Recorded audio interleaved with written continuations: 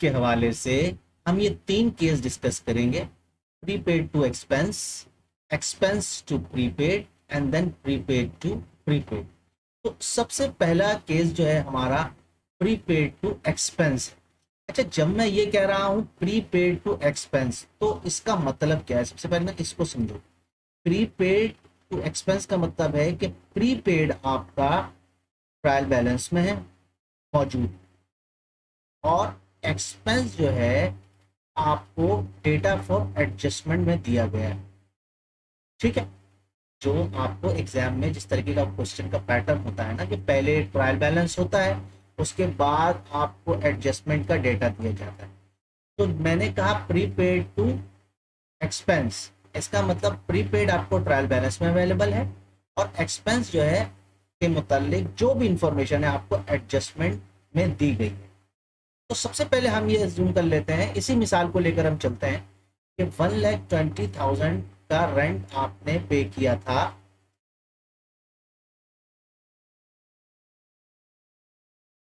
सितंबर 2025 को, जो कि इस वक्त जो प्रीपेड रेंट है ये कहाँ है?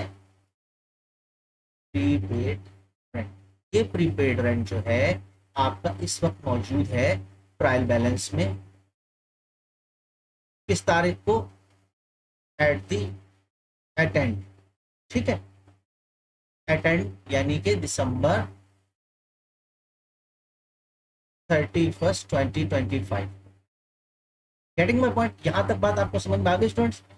अच्छा, अब सितंबर 2025 को ये रेंट की पेमेंट हुई थी और हमने ये एंट्री रिकॉर्ड भी कर ली थी, और यही प्रीपेड रेंट हमारा ट्रायल बैलेंस में पड़ा है दिसंबर 31 को।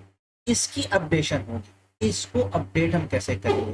क्योंकि इस प्रीपेड रेंट में से हमारा 4 मंथ्स का रेंट जो है वो एक्सपायर्ड हो चुका है। 4 मंथ्स का जो रेंट है वो एक्सपायर्ड हो चुका है।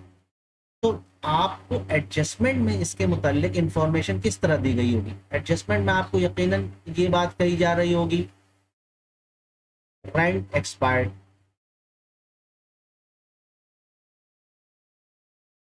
और अमाउंट क्या होगा? अमाउंट यकीनन अगर 6 मंथ का 1,20,000 है तो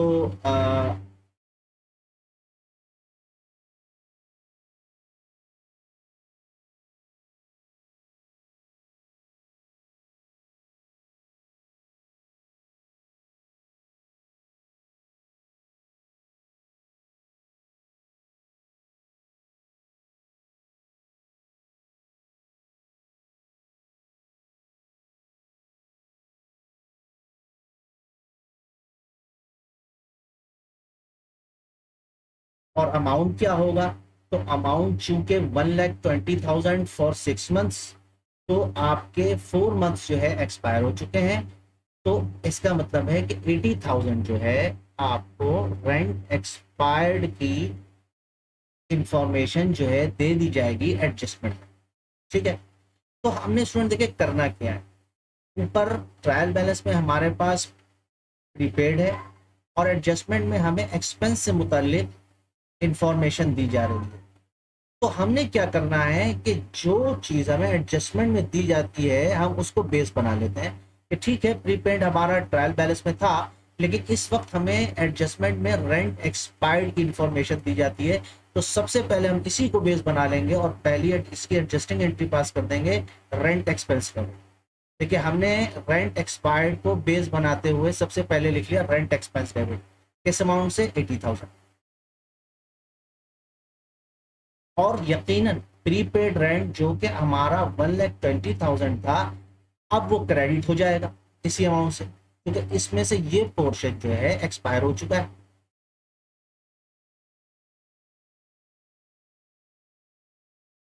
तो स्टूडेंट ये था हमारा प्रीपेड टू एक्सपेंस का केस।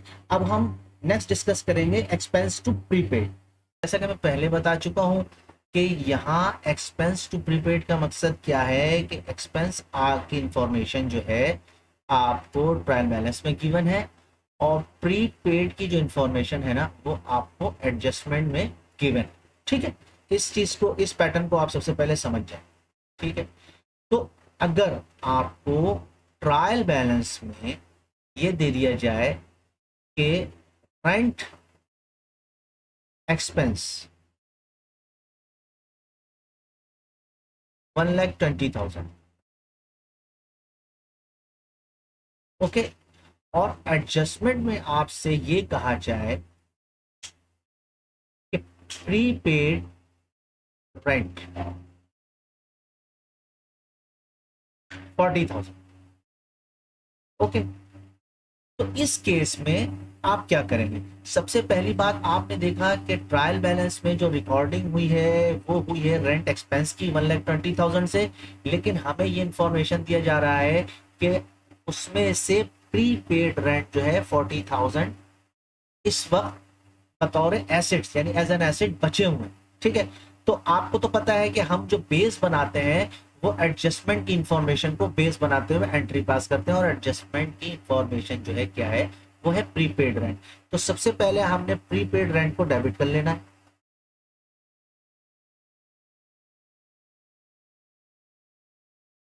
40,000 से, और रेंट एक्सपेंस को क्रेडिट कर लेना है 40,000 से। अब देखो स्टूडेंट्स, इससे होगा क्या? इससे ये हुआ कि प्रीपेड रेंट आपका बतौर एसेट रिकॉर्ड हो गया। तो स्टूडेंट्स, ये प्रीपेड रेंट जो है, ये वाला प्रीपेड रेंट, ये तो चला जाएगा नेक्स्ट ईयर। अच्छा, अब होगा क्या कि आपका जो रेंट एक्सपेंस है, जो रेंट एक्सपेंस है आपका, इसका मैं सबसे पहले ना इसका ये आपको टी अकाउंट से समझा रहा हूं, ठीक है। देखिए, लेजर जो है इसका टी अकाउंट जो है, रेंट एक्सपेंस ऑलरेडी डेबिटेड है 1,20,000 रुपए से, ठीक है। इसीलिए तो आपको इन्फॉर्मेशन ट्रायल बैलेंस में दी गई है। लेकिन यहाँ पर रेंट एक्सपेंस क्रेडिट हो रहा है 40,000 से। आपने जैसे ही रेंट एक्सपेंस को क्रेडिट किया तो रेंट एक्सपेंस डिक्रीज हो गया। तो अब रेंट एक्सपेंस डेबिट साइड पे कितना बचा? 80,000। तो इस साल का जो रेंट एक्सपेंस होगा ना, rent expense for this year, जो कि आप अपने पीएनएल में ले जाओगे, वो ये 80,000 होगा। इस चीज को एडजस्ट करने के लिए हमने ये एडजस्टिंग एंट्री पास की, और हमने ये केस डिस्कस कर लिया, एक्सपेंस टू प्रीपेड का केस। तो स्टूडेंट्स, जैसा कि एडजस्टिंग जनरल एंट्रीज में जो हमारी वीडियो सीरीज चल रही है, और डेफरल्स के सेक्शन को हम देख रहे हैं, और डेफरल्स में प्रीपेड के केसेस को यानी एसेट टू एक्सपेंस के केस को हम डिस्कस कर रहे हैं। तो उसका जो तीसरा सिनेरियो है वो प्रीपेड टू प्रीपेड।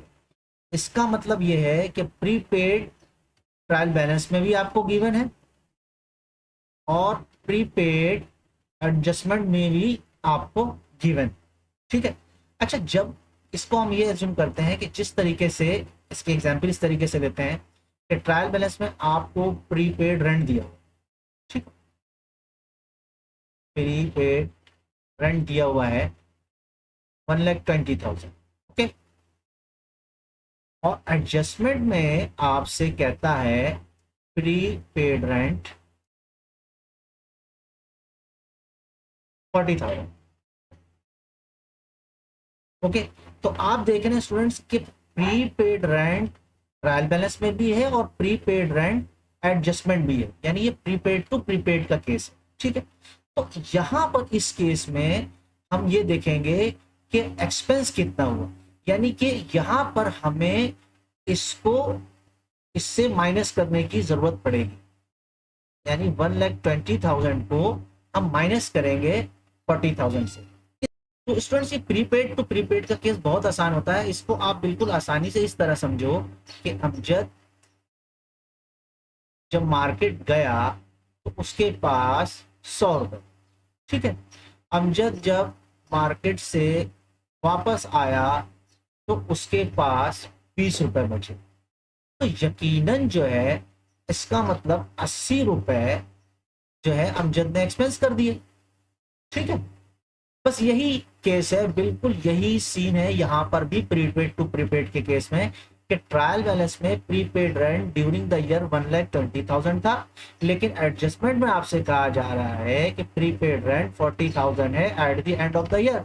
तो इट मीन्स कि यहाँ पर हम माइनस करेंगे, यानी कि 1,20,000 पहले था और 40,000 अब बचा हुआ है आपके हाथ में बतौर एसेट।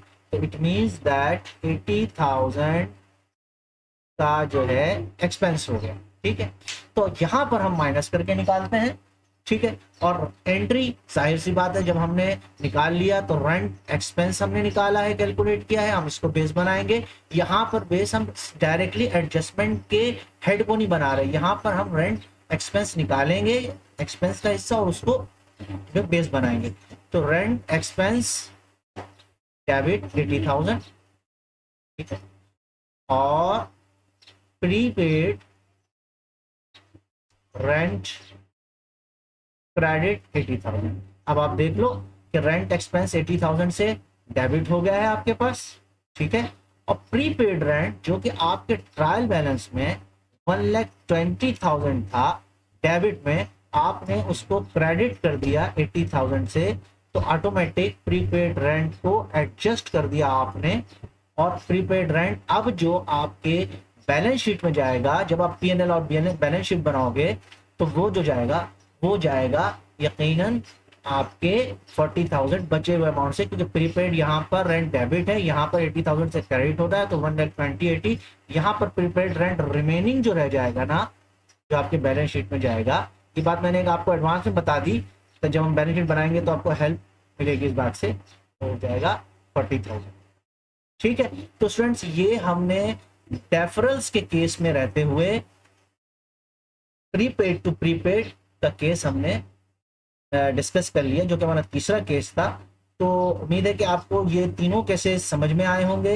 इसी तरह की वीडियोस के लिए आप अकाउंटिंग सीकर के चैनल को सब्सक्राइब करें। आपको फ्री हेल्प चाहिए, व्हाट्सएप सपोर्ट चाहिए, वो मुझे कमेंट में लिख कर दें। आपको हर तरह की जो है ना सपोर्ट फ्री में प्रोवाइड की जाएगी। और कोई टॉपिक आपको नहीं समझ में आता तो गूगल मीट पर भी क्लास होती है, आप गूगल मीट पर आ जाएं, क्लास ले लें। तो स्टूडेंट्स ये आपके लिए वो सारी आसानियां हैं जो हमने पैदा करके रखी हैं अपने प्लेटफॉर्म के थ्रू। तो उम्मीद है कि आप उसको ज़रूर अवेल करेंगे। मिलते हैं नेक्स्ट वीडियो में, जब तक के लिए अल्लाह हाफिज़।